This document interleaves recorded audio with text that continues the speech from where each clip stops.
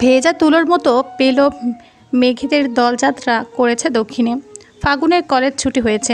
দুহাতে ব্যাগ ধরে উঁচু ঝুঁটিটা এদিক সেদিক নাড়িয়ে ফড়িংয়ের মতো লাফিয়ে লাফিয়ে এগিয়ে আসছে সে। তার মন জানে দিগন্তের সাথে আবারও দেখা হবে। বাড়ির সামনে নিশ্চয় দাঁড়িয়ে আছে, কিন্তু দিগন্তের বাড়ির সামনে কারো দেখাই পাওয়া গেল না। চেহারার ঝিলিমিলিটা মুহূর্তে উবে গেল। দিগন্ত কোথায়? পরক্ষণে উত্তর এলো ভেতর বাড়ি থেকে। সে কি? তোমায় বলেছে যে তোমার জন্য অপেক্ষা করে থাকবে, নাকি সে তোমায় কিছু হয় এত কেন ভাবো সবসময়? কিন্তু আরেক মন মানতে নারাজ। অল্প কিছু ঘন্টা পরিচয়ে অথচ কি তীব্র টান। ভালো করে চেনে না জানে না, অথচ তার সাথে মন বাঁধতেই উচ্চাটন ভেতরটা। কি অদ্ভুত প্রেমের সংজ্ঞা! গোমুট মুখটা নিয়ে ক্ষণকাল তাকিতুকি পেরেও কোথাও দিগতে দেখা পাওয়া গেল না। অগাত্যা এক মুঠো মন খারাপ নিয়ে বাড়ির দিকে এগিয়ে গেল। ছাদের রেলিং ঘেঁষে নিচু হয়ে থাকা দেহটা এবার উকি দিল পূর্ণরূপে। ফাগুন তাদের বাড়িতে ঢুকে গেছে। দেহটার চেহারা উজ্জ্বল, চোটে জ্যান্ত হাসি। প্রথম দেখা যাকে ভালো লেগে গেছে সেও যে তাকে পছন্দ করে এটা মোটামুটি না পুরোটাই নিশ্চিত দিগন্ত। তবে আর দেরি কেন? মনের কথাটা বলে বন্ধুত্ব আগানো যায় না? এই বন্ধুত্ব গড়াতে গড়াতে কোথায় গিয়ে থামে সেটাই দেখার বিষয়। বিজয়ী ভঙ্গিতে ঘরের দিকে পা বাড়ালো সে। আজকে ফাগুনের সামনে নিজেকে ধরা না দিয়ে ফাগুনের অনুভূতির সাক্ষাৎ পাওয়া গেল, এই জন্য ভীষণ আনন্দিত সে। কলেজ ব্যাগটা টেবিলের ওপর রেখে নিজের বিছানায় হাত পা ছড়িয়ে শুয়ে পড়ল ফাগুন। ক্লান্ত সে, মুখটা ঘামে ভেজা। ঘটর ঘটর ফ্যান চলছে, অথচ গরমের কমতি নেই। পাল্লা দিয়ে বেড়ে চলা গ্রিন হাউস গ্যাসের সাথে এই সামান্য ফ্যান আর কতই বা পারবে লড়তে। বড় আপার ঘরে এসি আছে অবশ্য। ফাগুন নাকি ভার্সিটিতে উঠলে তার ঘরে লাগিয়ে দিবে পানিতে বাবা। কিন্তু ফাগুন জানে এসির হিমশীতল হাওয়ায় ঘুমানোর কপাল তার কোনো কালই হবে না। ওই বলা পর্যন্তই শেষ। আপাকে যে কেন এত ভালোবাসে বাবা? একটা পরিচিত মুখ ওকে দিল। গভীর কণ্ঠটি নাড়িয়ে বলল, আমার ঘরে আয় একটু। ফাগুন তরিতে উঠে বসল। মিলি আপা কথাটা ছুড়ে দিয়ে চলে গেছে। একটা ছোট্ট নিঃশ্বাস ফেলে ক্লান্ত শরীরটাকে টেনে টুনে মিলি আপার ঘরে নিয়ে গেল ফাগুন। এসি চলছে, আরাম লাগছে খুব। বিছানার উপর বসতেই চোখ জোড়া ঘুমে বুঝে আসতে চাইল ফাগুনের। মিলি আপার পড়ার টেবিলে বসা, তার চোখের সামনে ল্যাপটপের স্ক্রিন। টকটক করে কিছু একটা টাইপ করছে। ফাগুন এই সুযোগে একটু শুয়ে নিল। কিন্তু কেন ডাকলো মিলি আপা? কি কারণ, কি বলবে, একবারও সেসব নিয়ে প্রশ্ন করার কথা মাথায় এলো না তার। ক্ষণকাল কাটে। নিজের কাজ শেষ করে বিছানায় এলোমেলো শুয়ে থাকা ফাগুনের দিকে তাকালো মিলি। ফাগুনের চোখ জোড়া বন্ধ, ঘন শ্বাস পড়ছে। ফাগুন কি ঘুমিয়ে পড়ল? বিরক্ত হয় মিলি। ভ্রু কুচকে চোখের চশমাটা ঠিক করে হেরে গলায় ডাকলো, ফাগুন, এই ফাগুন। ফাগুনের হঠাৎ আসা ঘুমটা হঠাৎ করে চলে গেল। ধড়মড়িয়ে উঠে বসলো সে। এক হাতে চোখ ডলতে ডলতে জবাব দিল, বলো আপা। আমি তোকে ঘুমানোর জন্য ডাকি না এখানে, চিবিয়ে চিবিয়ে বলল মিলি। সে যার পর নাই বিরক্ত, খানিকটা রাগও। কিন্তু কেন? ফাগুনের ঘুম ঘুম ভাবটা এবার কেটে গেল পুরোপুরিভাবে। সে স্পষ্ট চেয়ে নিচু গলায় বলল, সরি আপা, কলেজ করে আমি টায়ার্ড আসলে, বাদ দে। রাগ চাপিয়ে গম্ভীর কণ্ঠটি নাড়ল মিলি। ফাগুন প্রসঙ্গ পাল্টে বলল, আচ্ছা কেন ডাকলে, কিছু বলবে? চট করে সোজা হয়ে বসলো মিলি। তীক্ষ্ণ চোখে ফাগুনের দিকে দৃষ্টি নিক্ষেপ করে প্রশ্ন ছুড়ল, পাশের বাসার ওই ছেলেটার সাথে কি সম্পর্ক তোর? আমার? অবাক ফাগুন। দিগন্তের কথা আপা কিভাবে জানলো? সর্বনাশ! আব্বু আম্মু জানতে পারলে রক্ষে নেই। তড়িঘড়ি করে ফাগুনের উত্তর, কোনো সম্পর্ক নেই আপা। কার কথা বলছো তুমি? দিগন্ত ভাই? ও, ওর নাম তাহলে দিগন্ত? অস্ফুট বাক্যবান, কিন্তু ফাগুনের কানে গেল। সে নত মুখে বলল, ওনার সাথে আমার কোনো সম্পর্ক নাই। চটকা ভাঙে মিলের। কি যেন ভাবছিল সে। তাহলে এত হেসে হেসে কথা বলছিলি কেন সকালবেলায়? আর সে তোর পিছু পিছু যাচ্ছিল কেন? ঘটনা কি ফাগুন? তুই কি চাস আব্বু আম্মু জানুক সব? জানতে পারলে কি হবে তার আইডিয়া দেবো তো আমি? না আপা প্লিজ, বিশেষ করে ওনার সাথে আমার কোনো সম্পর্ক নাই। ওনার কাছে একটা বই পাই আমি, ওটা নিতেই সকালে কথা বলছিলাম। আর উনি এমনিতেই ফাজলামো করছিল আমার সাথে, এইটুকুই। একটু থেমে ভারাক্রান্ত মন নিয়ে নিজেকে নির্দোষ প্রমাণের জন্য ফের বলল ফাগুন, আর উনি কত বড় আমার চেয়ে? ওনার সাথে আমার যায় বলো? একদম যায় না। গুড, ভেরি গুড, বোঝার জন্য এটা। তোর সাথে ওনার একদমই যায় না, যায় না, যায় না। খালি সৌন্দর্য আছে বলে যাকে তাকে নিজের আশিক ভাবিস না, খবরদার। আজকে বারান্দা থেকে আমি না দেখে আব্বু বা আম্মু কিন্তু দেখতে পারতো। আই এম সরি বলে মুখটা যত সম্ভব নিচু করে নিল। মিরি ঠোঁটে হাসে, একটা নাইনে হাসি। ল্যাপটপে আঙুল বুলাতে বুলাতে বলল, তুই আমার ছোট বোন, তোর ভালো চাই সব সময়। মনোযোগ দিয়ে পড়াশোনা কর, আদার কিছুতে জড়িয়ে পড়িস না। আচ্ছা। গুমট কণ্ঠস্বর। মনটা বিষিয়ে যাচ্ছে। ফাগুন উঠে দাঁড়ালো। আমি আসি আপা। আয়। অনুমতি পেয়ে দ্রুত ঘর ছাড়ে ফাগুন। ও চলে যেতে মিলির ঠোঁটজোড়া হাসিতে ভরে উঠল। ফেসবুকে ঢুকে দ্রুত দিগন্ত নাম দিয়ে সার্চ করলো। অনেকগুলো আইডি। কোটা দিগন্তের কে জানে। গেল গেল গেল, আমার সব কাপড় ভিজে গেল। বলি, আমি কি এই ঘরে চাকরানি? আমার একার ওপর দায়িত্ব সব কাজের। একটু শুয়েছি, কারো কোনো খেয়ালই নেই আমার ওপর। নীলুফার বিছানায় শুয়ে শুয়ে গিয়ে যাচ্ছেন। ভাত ঘুম ছেড়ে গেল তাতেই ফাগুনের।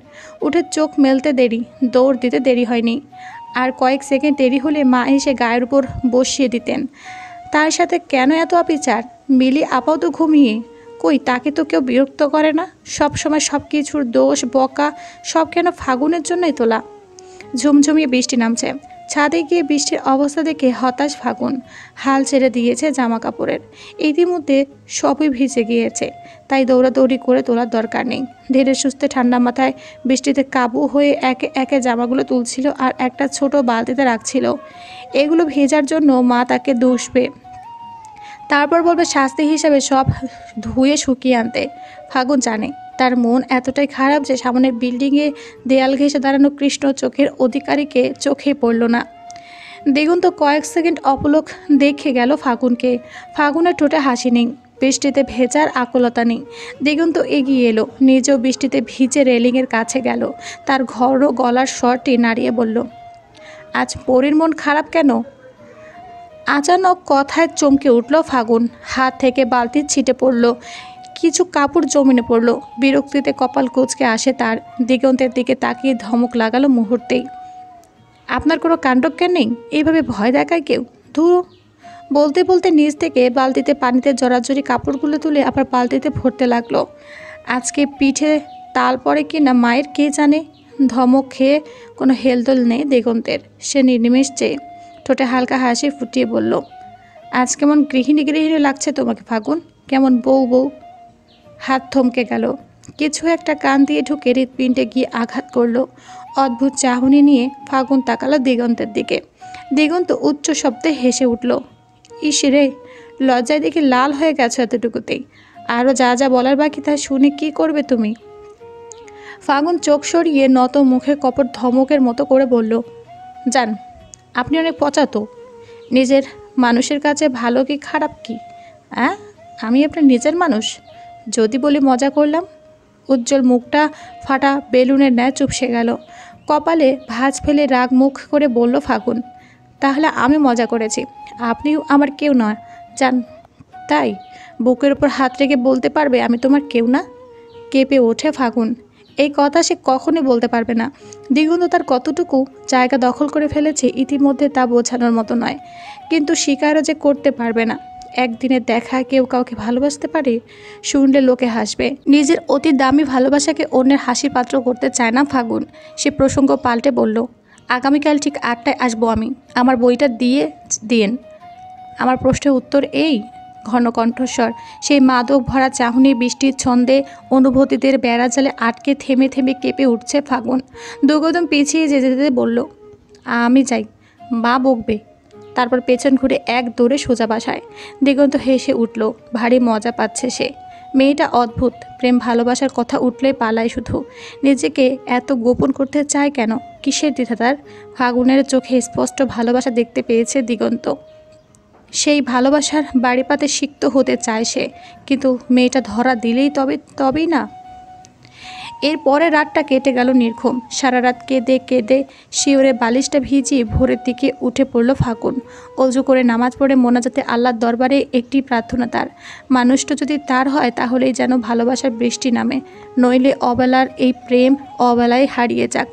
যাকে পাবে না তার জন্য ভালোবাসা না আসুক। ভালোবাসা একা আসে না, দুঃখ কষ্ট নিয়ে আসে।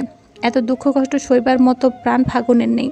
যদি কেঁদে হালকা হওয়ার জন্য তার কাঠটা পাওয়া যায় তবে কান্না আসুক, নইলে চলে যাক দূরে, বহু দূরে চলে যাক এসব অনুভূতি। এদের সাথে লড়াই করার মতো শক্তি যে ফাগুনের নেই। আল্লাহ ওর দোয়া বোধহয় কবুল করলেন।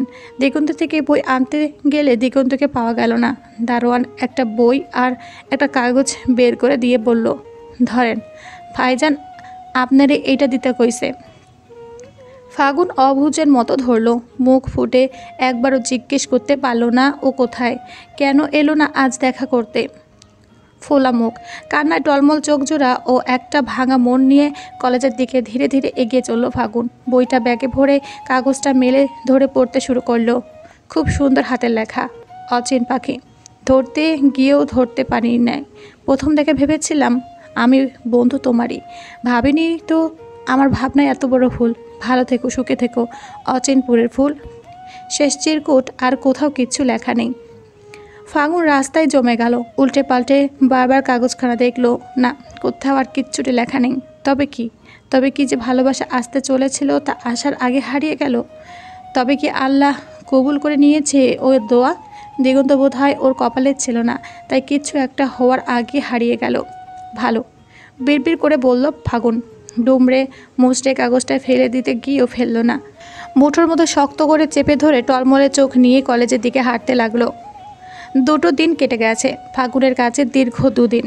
এই 2 দিনে দিগন্তের দেখা পায়নি একবারও। দিগন্তকে ছাদে আসতে দেখা যায়নি, তার বাসার সামনেও দেখা যায়নি। বাহির থেকে স্থির ফাগুনকে দেখে বোঝার উপায় ছিল না সে এতটা ছটফট করছিল ভেতরে ভেতরে। দিগন্তকে এক পলক দেখার আশায় সকাল 7:30 থেকে 8টা অবধি এক নাগারে দাঁড়িয়ে থাকতো কোনো ভয় ছাড়াই। ফলাফল শূন্য। রাতে ঘুম উড়ে গেছে। স্নোপিকে আগের মতো আদর করতেও মন লাগে না। স্নোপি ঘেউ ঘেউ করে বাড়ি মাথায় তোলে, আদর চায়। ফাগুন একটা ধমক দিয়ে সরিয়ে দেয় তাকে। এ যেন অন্য এক ফাগুন। ডানা ভাঙা চড়ুইয়ের মতো ওরা যেন ছটফট ছটফট করছে। বাড়ির কেউ ফাগুনের পরিবর্তন না বুঝলেও মিলি আপা বুঝলো। 3য় দিন কলেজ থেকে ফেরার পর আগের মতোই ফাগুনকে তার রুমে ডেকে নিল। এসি ঠান্ডা বাতাসে গা জুড়ালেও মন জুড়ালো না। স্থবিরের মতো দাঁড়িয়ে শান্ত গলা জিজ্ঞেস করলো, কিছু বলবে আপা? বস আগে, আদেশ করে মিলি। ফাগুন যেন শুনলই না, দৃঢ় চিত্তে বলল, গোসলে যাব। কি বলবে বলো। রাগ হয় মিলির। এর আগে এভাবে মুখের ওপর তর্ক করেনি ফাগুন। নিজের রাগটা চেপে গম্ভীর গলায় প্রশ্ন ছুড়ে দিল, কি সমস্যা তোর? ইদানিং কেমন পাগলাটের মতো করছিস? কিছু হয়েছে? ফাগুন স্পষ্ট চোখে তাকালো, না কি হবে, কিছুই না। লুকোস না। তোর চোখ এত লাল কেন? রাতে ঘুমাস না? ঘুমাই, এমনিতে লাল। ফ্রেশ হলেই ঠিক হয়ে যাবে, আমি যাই আপা। বলে এক পা বাড়াতেই পেছন থেকে মিলি বলে উঠল, এই ফাগুন, তুই নেশা টেশা করিস নাকি? ফাগুন চমকে পেছন ফিরে তাকালো। আজব, এগুলো কি বলতেছো? তোর চোখ মুখ লাল, এই জন্য আমি নেশা করি? আজব চিন্তাভাবনা তোমার আপা। অনেকক্ষণ ধরে তোর চ্যাটাং চ্যাটাং কথা শুনতেছি, আগ বাড়িয়ে ডাকি দেখে ভাব বেড়ে গেছে নাকি? আচানক মাথায় চড়া রাগটাকে দমানোর চেষ্টা করলো ফাগুন। পারছে না। কেন জানো এত মেজাজ গরম হচ্ছে কথায় কথায় কে জানে। কোনো মতে আসি বলে রুম থেকে বেরিয়ে এলো সে। সোজা বাথরুমে ঢুকে ঝর্ণা ছেড়ে দিয়ে কলেজে জামাকাপড় পরা অবস্থাতে ভিজতে শুরু করলো। ভিজতে গিয়ে একসময় চোখ বেয়ে কয়েক ফোঁটা জল গড়িয়ে পড়লো। ফাগুন টের পেল না মনের উত্তাপগুলো ফেঁপে উঠেছে, সেগুলো আর আটকানো যাচ্ছে না। ঝরছে, ঝরুক। মনের অশান্তি থেকে মুক্তি চায় সে। আরও একটা দিন কেটে গেল। ফাগুনের চেহারা দেখে এখন আর তাকানো যাচ্ছে না। মনে হয় যখন তখন 2 চোখ ভেঙে বৃষ্টি নামবে। আলুধালু চুল, মলিন চেহারা, শুষ্ক ঠোঁট, টলটলে দিঘির মতো চোখজোড়া চোখ দিয়ে ভূতের মতো ছাদে গিয়ে অপেক্ষা করে সে। দিগন্তকে একটিবার যদি দেখা যায়, না দেখা যায় না। উত্তপ্ত রোদে চুলের ভেতরে থেকে ঘাম পড়ে চুয়ে চুয়ে, তবু দিগন্তে দেখা নেই। ফাগুনের বুকে আগুন অনুভূতি জ্বালিয়ে দিয়ে নিজে আরামে বসে আছে। না, এটা হবে না। তাকে এত আরামে থাকতে দেওয়া যাবে না। ফাগুন অন্তত দিবে না। ফাগুন চুপচাপ বিল্ডিং থেকে বেরিয়ে এলো। এখন বিকেল। সোজা গিয়ে ঢুকলো দিগন্তের বিল্ডিংয়ে। ভাগ্য ভালো, দারোয়ানকে দেখা গেল না। কিন্তু কোনটা দিগন্তের বাড়ি? এতগুলো ফ্ল্যাট। সিঁড়ির উপর চুপচাপ দাঁড়িয়ে রইল ফাগুন। ঝোঁকের মাথায় চলে তো এসেছে, কিন্তু যাবে কই এখন? এমন সময়ে একজনকে নিচে নামতে দেখা গেল। ফাগুন পিঠ সোজা করে দাঁড়ালো। চোখ মুখে স্বাভাবিকতা ফুটিয়ে এনে নেমে আসা মেয়েটির দিকে তাকিয়ে রইল। মেয়েটা প্রশ্নবিদ্ধ চোখে ফাগুনের ঠিক সামনে থমকে দাঁড়ালো। একটু সাহায্য করবেন আপু? দারোয়ান কোথায় বলতে পারেন? মিষ্টি ঋণঋণে কণ্ঠ ফাগুনের, আহ্লাদে গদগদ। তাকে যেন কোনোভাবেই কেউ সন্দেহ না করে, তাই কথার টোন পাল্টেছে। মেয়েটির কপালে সূক্ষ্ম রেখার ভাঁজ। খানিকটা বিরক্ত নিয়েই বলল, আমি কিভাবে বলবো? আর তুমি কে? আমি দিগন্ত ভাইয়ের কাছে আমার বই নিতে এসেছি, কিন্তু ওনার ফ্ল্যাটটা চিনি না, দারোয়ানকেও পাচ্ছি না জিজ্ঞেস করার জন্য। আপনি কি দিগন্ত নামের কাউকে চেনেন? মেয়েটার চোখে মুখে সন্দেহের ছাপ। ফাগুন সাফাই গাইল, ভাইয়া আমাকে বোনের মতোই ভালোবাসে। ওনার থেকে আমি অনেক বই নিয়ে পড়ি, উনিও আমার থেকে বই নেন। একটা বই আছে ওনার কাছে, ওটা একটু আর্জেন্ট দরকার, তাই আমি নিজেই এসেছি। আপনি যদি জানেন ওনার ফ্ল্যাট কোনটা তাহলে একটু উপকার হয় আপু। একটা ছোট্ট নিঃশ্বাস ফেলে মেয়েটি বলল, B2, ওই ফ্ল্যাটেই থাকে। নাম কি তোমার? আগে তো দেখিনি, কই থাকো? পাশের এলাকায় আপু, আমার নাম লিলি। আমি এর আগে আসিনি এই এলাকায়। ও আচ্ছা, ঠিক আছে বলে মেয়েটা চলে গেল। তার ফোন বাজছে। একটু তাড়াহুড়ো করে বেরোলো।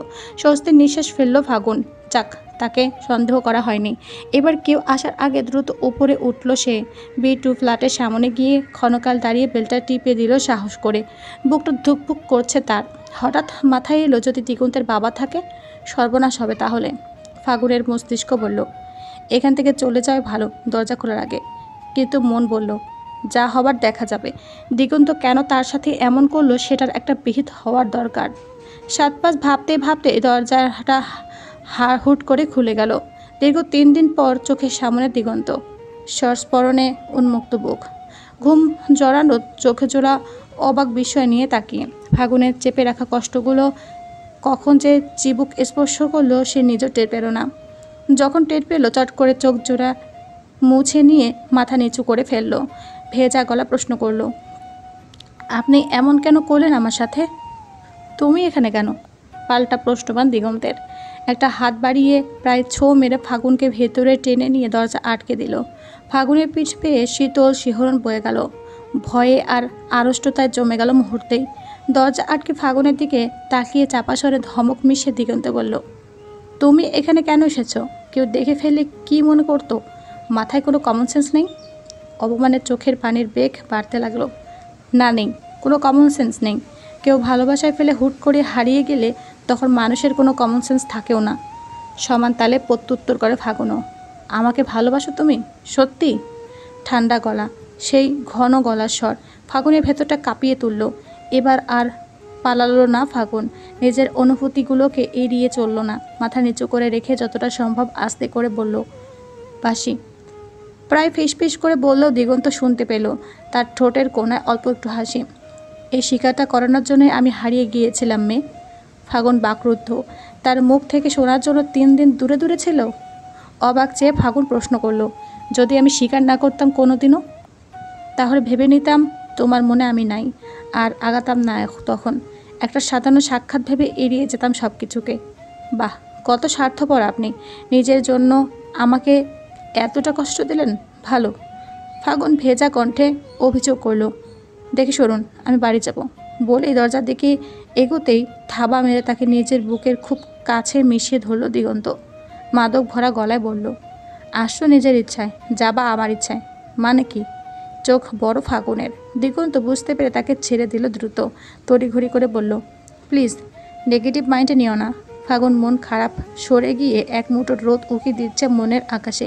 সে একটু দূরে সরে দুষ্টুমি নিয়ে কোমরে হাত চেপে বলল, আপনি আমাকে একা পেয়ে এভাবে যেতে ধরেছিলেন কেন?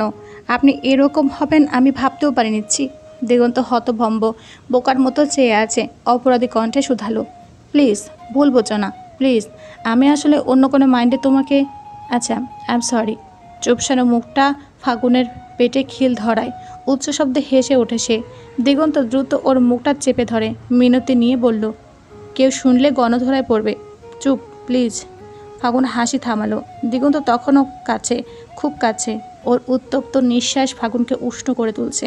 ফাগুন চলে যাওয়ার জন্য মোচড় কাটলে দিগন্ত ছেড়ে দিল। গম্ভীর ঘন স্বরে বলল, চলে যাও ফাগুন, কেউ দেখে ফেললে যা তা হবে। আপনি আসবেন তো রোজ ছাদে? আকুতি মাখা প্রশ্ন। দিগন্ত নির্নিমেষ চেয়ে থেকে বলল, আসবো। ওদের ভালোবাসার গল্পটা শুরু হয়েছিল এভাবেই। তারপর কত দিন গড়ালো, মাস গড়ালো। প্রথমে রিলেশনশিপ অ্যানিভার্সারিটাও ওরা ছাদে উদযাপন করেছিল। কত সুন্দর সেই সব দিনগুলি। ফাগুনের আব্বু বা আম্মু কেউ টের না পেলেও মেয়েদের ঠিক টের পেয়েছিল। ফাগুনও সব শেয়ার করেছিল আপার সাথে। ভেবেছিল আপা সবাইকে বলে দেবে, কিন্তু মিলি অবাক করে দিয়ে কাউকে কিছু বলেনি। রোজ দিগন্তের ব্যাপারে এটা সেটা জানতে চাইতো ফাগুনের কাছে। ফাগুনও খুশি মনে বলে দিত। কে জানতো দুধকলা দিয়ে সে সাপ পুষতেছিল এতদিন। বর্তমান ফাগুনকে হাসপাতালে নেওয়া হয়েছে। মৃত্যু যতটা সহজ মনে হয়, আসলে কি এতটাই সহজ? এই পৃথিবীতে আসতে যেমন কষ্ট ভোগ করতে হয়, এই পৃথিবী ছেড়ে যেতেও কষ্ট ভোগ করতে হয়।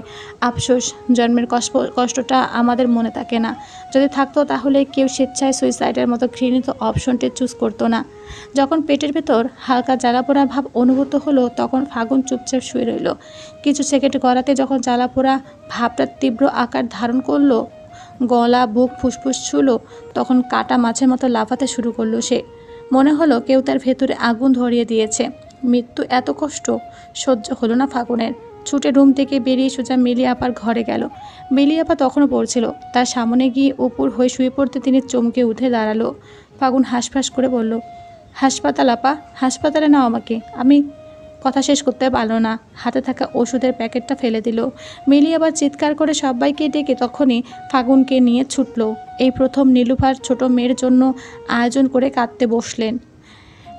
ফাগুনের বাবার মুখ গম্ভীর। কত টাকা খরচ হবে সেই চিন্তায় নয়, তার মেয়েটা সুস্থ হবে কিনা এই চিন্তায় চিন্তিত তিনি। জীবন এমনই, যখন তুমি থাকবে তো কেউ তোমার মূল্য দেবে না। যখন তুমি চলে যাবে তখন সবাই বুঝতে শুরু করবে কি হারালাম। গলা দিয়ে পেট অবধি লম্বা নল ঢুকিয়ে পরিষ্কার করা হলো। সে যাত্রায় ফাগুন বেঁচে গেলেও শরীরের অবস্থা রফাদফা। ক্লান্ত বিধ্বস্ত অবস্থায় হাসপাতালে বেডে মরার মতো ঘুমিয়ে রইল। সেই ঘুম ভাঙল পরদিন বিকেলে। চোখ মেলে বেডের পাশে মিলি আপাকে আবিষ্কার করলো ফাগুন। অস্ফুট স্বরে ডাকলো, আপা। মিলি ঠাস করে একটা চর বসিয়ে দিল। ফাগুন নিস্তব্ধ। মিলি দু হাতে মুখ ঢেকে ডুকরে উঠল। এই প্রথম ফাগুন বুঝলো তাকে সবাই ভালোবাসে, অনেক ভালোবাসে। সে এতদিন নির্বোধ ছিল, শাসনের আড়ালে ভালোবাসাটুকু বুঝতে পারেনি। ভাগ্যিস এত কাহিনী ঘটল, নইলে বুঝি কোনোদিনই বুঝতে পারতো না। মিলি আপা কান্না থামিয়ে রাগী কণ্ঠে বলল, যে দিগন্তের জন্য তুই মরতে বসেছিস তার আসল রূপটা আদৌ জানিস?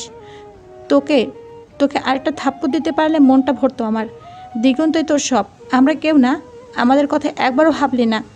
এতই যখন মরার শখ তখন আমাকে বলতি, আমি নিজে গলা টিপে মেরে ফেলতাম তোকে। ফাগুন হেসে ফেলল। মিলি বলে চলেছে, তোকে দিগন্ত ভালোবাসে না ফাগুন, কখনোই ভালোবাসেনি। ওর কাছে তুই টাইম পাস ছাড়া আর কিছুই ছিলে না।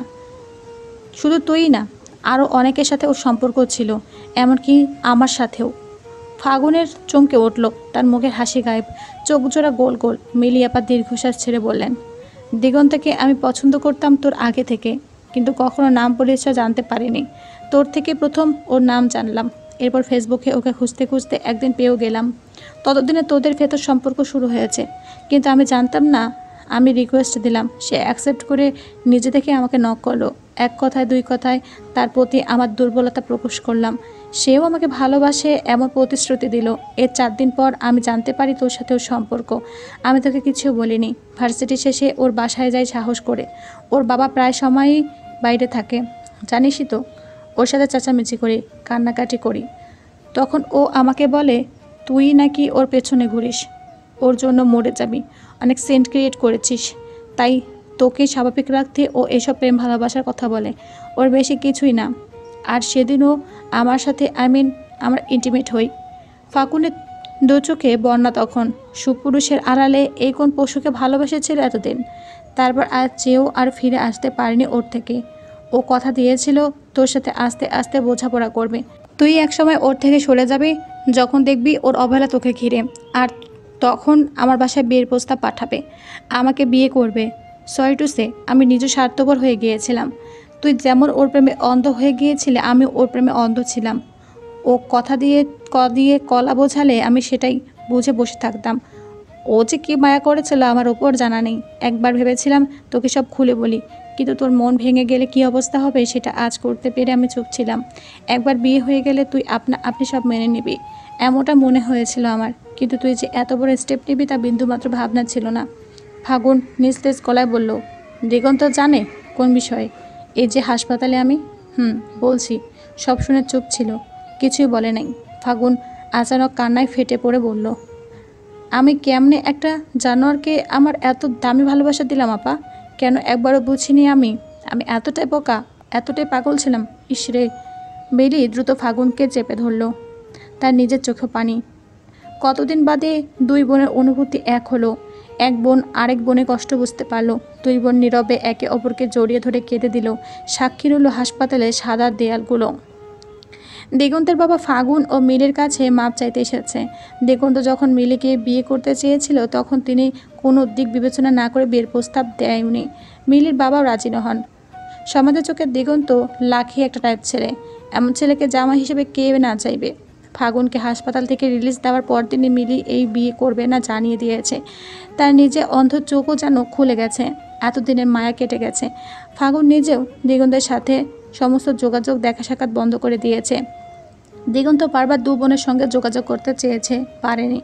দিগন্তের বাবাকে ফাগুন বলল, দোস্ত আপনার না আঙ্কেল, আপনার সুপুত্রকে বলে দিবেন। আপনার মান সম্মানের কথা ভেবেই আমরা আইনি স্টেপ নেইনি কোনো, কিন্তু নেক্সট টাইম যদি কোনো দিনও আমাদের লাইফে ইন্টারফেয়ার করে তবে স্টেপ নিতে দ্বিতীয়বার ভাববো না। মিলেরও একই কথা। দিগন্তের বাবা মনক্ষুণ্ণ হয়ে চলে গেলেন। বিকেলের দিকে ড্রয়িং রুম থেকে চিৎকার চেঁচামেচি ভেসে আসতে লাগলো।